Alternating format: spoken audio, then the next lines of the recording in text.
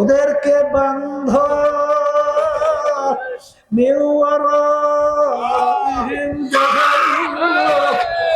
ওদেরকে Pika Pika জাহান্নামে ফলাইয়া দাও।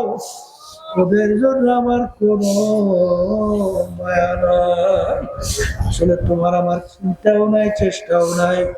আসলে বাজার ইতিহাস পড়লে দেখবে, আল্লাহর ওলিদের ইতিহাস পড়লে দেখবে, সাহাবায়ে কেরামদের ইতিহাস পড়লে দেখবে, ইমামুল আজম আবু হানিফা রাহমাতুল্লাহি আলাইহি দুনিয়ায় থাকা অবস্থায় ৯৯ বারের মতো স্বপ্নযোগে মাওলার সঙ্গে সাক্ষাৎ হয়েছিল।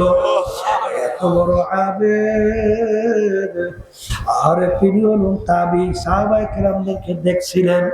বাজার ইমামুল আজম আবু হানিফা রাহমাতুল্লাহি আলাইহি একদিন তাহাজ্জুদের নামাজ পড়তেছে, যখন তার আয়াত সামনে আসলো, আমতাজুল ইয়াউমা আইয়ুহাল মুজরিমুন, কিয়ামতের ময়দানে আমার মালিক যখন ঘোষণা করবে, হে নাফরমানের দলেরা, হে নেমুখারামের দলেরা, হে বেনমাজির দলেরা, হে বেরোজগারদের দলেরা, হে হারামখোরেরা, হে সুদখোরেরা, ঘুষখোরেরা, হে জালেমেরা, যারা জুলুম করো, যারা মানুষকে কথা দিয়ে কষ্ট দাও, হাত দিয়ে মারো, বিভিন্ন কৌশলে মানুষকে কষ্ট দাও, হে জালেমরা, হে নাফরমানের দলেরা, আজকে আমার বন্ধা বান্ধবীদের সঙ্গে একত্রে থাকতে পারবে না। আজকে তোরা আমার বন্ধা বান্ধবী থেকে পৃথক হইয়া যা।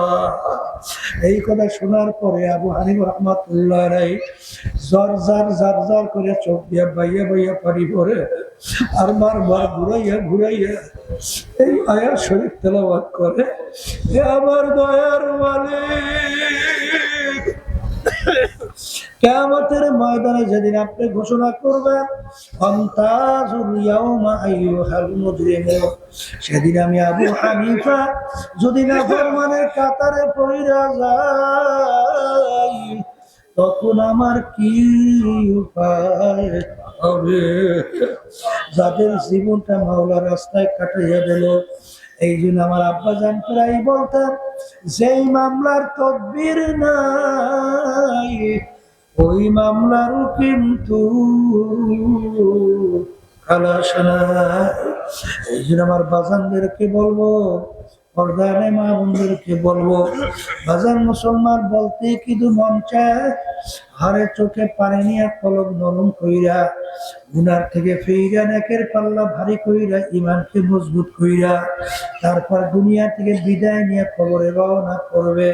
কিন্তু বাজান তোমার আমার পিছনে শত্রু মানুষ, শয়তান, জিন শয়তান, আর একটা নফসে আম্মারা শয়তান। কারণ শয়তান মালিকের দরবারে কসম কাটছিল, যেই বনি আদমের উসিলে আপনি জাহান্নামের হুকুম দিলেন, জাহান্নামে না দিয়া ছাড়ব না। এই জন্য আমার বাজানদেরকে বলবো, আজকে দুনিয়ায় বিভিন্ন ধরনের ডিগ্রি লাভ করার জন্য কষ্ট করা লাগে, পড়তে পড়তে রাত্রি যাপন করতে হয়, অনেক সময় চুল পর্যন্ত পইরা যাইতে চায়, এরপরে ভালো সার্টিফিকেট পাইয়া বড় অফিসার হওয়া যায়।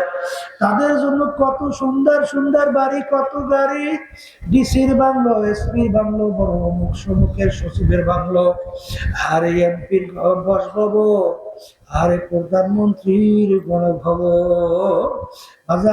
শান শওকতের কোনো অভাব নাই।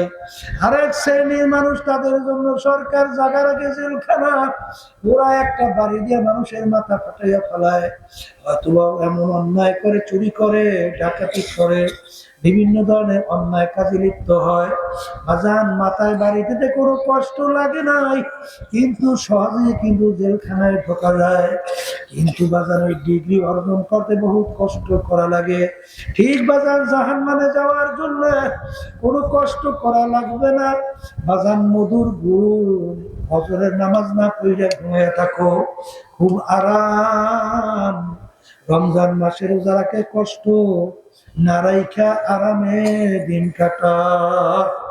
পর্দায় বড় কষ্ট, আনন্দে চিত্ত বিনোদন করবে পর্দা হইয়া, ঘুষ সুদ খাইয়া সম্পদ বাড়া, হারে বিভিন্ন দুনিয়ামুখী দলের সঙ্গে জড়াইয়া ক্ষমতা দেখাইয়া সাদাবাজি কইরা সন্ত্রাসী কইরা জুলুম কইরা সম্পদ বাড়াইয়া সুন্দর বিল্ডিং বাড়ি গাড়ি করো বড় আরাম।